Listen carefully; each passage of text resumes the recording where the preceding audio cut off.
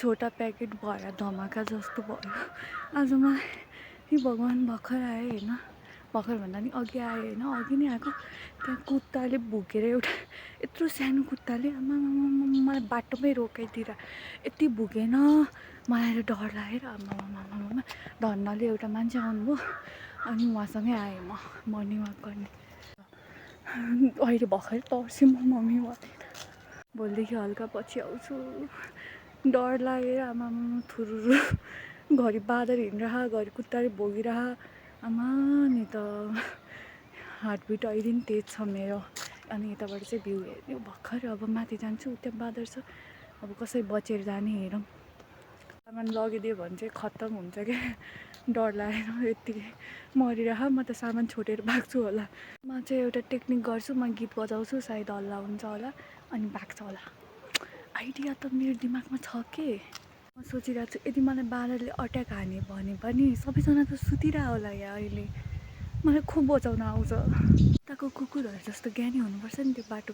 यताको कुकुर मलाई भुकिरहेदैन, घरको कुकुर नि वा कति ज्ञानी छ उसलाई सिकार छ नि त होइन।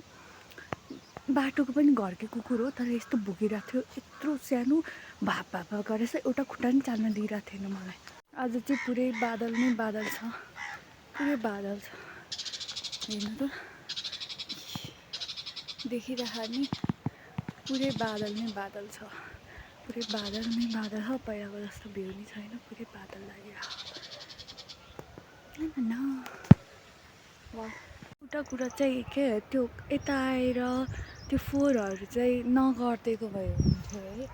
यता बर्थडे मनाएको छ, यतै फोहोर गरिदिएको छ, अनि यता पुरै फोहोर गरिदिएको छ क्या। सिसा के बोतलहरू फ्याँकेछ, त्यो फोहोरहरू होइन एउटा प्लास्टिक बोक्ने अनि त्यसमा बोक्ने जो नि आउनु भएको छ यता गुम्बाको साइडमा होइन, यस्तो फोहोरहरू चाहिँ नपारिदिनु होला कृपया लाएर। यहाँ बर्थडे मनाएको छ, यहाँ गिलासहरू फ्याँकेको छ, यता बोतल छ, यता के को यो पुरै सफा गर्नुपर्छ। पुरै फोहोर गरिदिएको छ के। अब मनायो ल ठिक छ, नेचरमा मनायो, तर एउटा प्लास्टिक ल्याउने होइन, दिमाग खुलाउने अनि बोकेर लिने। मलाई त्यस्तो फोहोर गरेको देख्दा पारा तत्छ त के गरौँ। म कुनै दिन अब सफा गर्छु यो पुरै। अनि जो नि आउनुहुन्छ यता त्यसले चाहिँ सफा गरिदिनु होला। अनि एउटा प्लास्टिक बोक्न र अनि फोहोर बोकेर अनि डस्टबिनमा फ्याँक्ने तल लिएर, जसरी बोकेर ल्याएको थियो नि खानको लागि त्यसरी बोकेर यो तल फ्याँक्ने लिएर। यो साइडमा चाहिँ पुरै ब्लू देखिरह होइन, यो साइडमा पुरै रेड देखिरह। ओ गड यस्तो नि हुन्छ होइन, म छक्क छु छक्क। यता ब्लू यता रेड होइन ओरेन्ज त्यस्तो देखिरह। ओ गड हाम्रो नेचरले मलाई सिरियसली लग्यो कि क्या। मैले भनेको थिएँ आज त्यस्तो राम्रो छैन भनेर, त्यही भएर घाम आइसकेको रहेछ अनि म चाहिँ गीत लेख्नमा मस्त रहेछु। घाम आएको नि थाहा भएन, पुरै फोकस गीतमा। एउटा गीत लेख्दैछु मैले अनि त्यो चाहिँ एकदम राम्रो छ। पछि त्यो फुल कम्प्लिट आधीमा पुग्यो, लास्टको ओडहरू लेखिसकेपछि चाहिँ म सुनाउँछु। ना पुरै कस्तो सुन्दरसँग आइरह घाम नि सुन्दर। वा अनि घाम नै घाम भइसकेछ, तर चिसो लागिसकेको छ मलाई। अहिले गाना चाहिँ लेखी भ्याइसकेँ होइन, सोच्दै अब यस्तो राम्रो देखिरह नि बादल नै बादल। तर बादल हो कि होइन पोल्युसन पनि हुनसक्छ, मलाई थाहा छैन है त्यस्तो धेरै, तर बादल जस्तै लागिरह। भ्याएँ मैले त्यसमै मक्ख छु म। बर्थडे केक लिन गएको साथीको, उसको चाहिँ भोलि बर्थडे हो अनि त्यही भएर हिजो अर्डर दिएको आज लिन जाने। आफूले लेखेको गाना सुनेर गाना गाएर अनि त्यो लाइनहरू हेरेर ओ गड म जस्तो ट्यालेन्ट कोही छैन नि। म मक्ख परिरहेको छु, मलाई खुसी लागिरह त्यही कुरामा।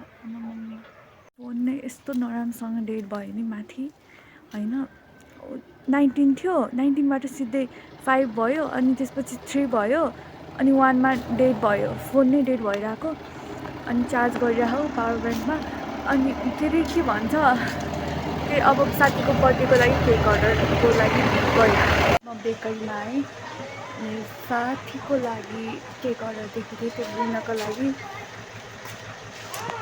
बेकरीको चाहिँ आन्टी नै गायब हुनुहुन्छ हामीले हेरिरहौँ यत्तिकै छोडेर नजानु पर्ने कोही मान्छे खानेकुरा उठाउन नि आएको हुन्छ र हामी उठाउँदैनौँ है हामी ज्ञानी छौँ जिंदगी में फर्स्ट ऐसी इंसान है मेरी दोस्त जो खुद ही केक ले रही खुद का हे भगवान खुद ही लेने आ रहे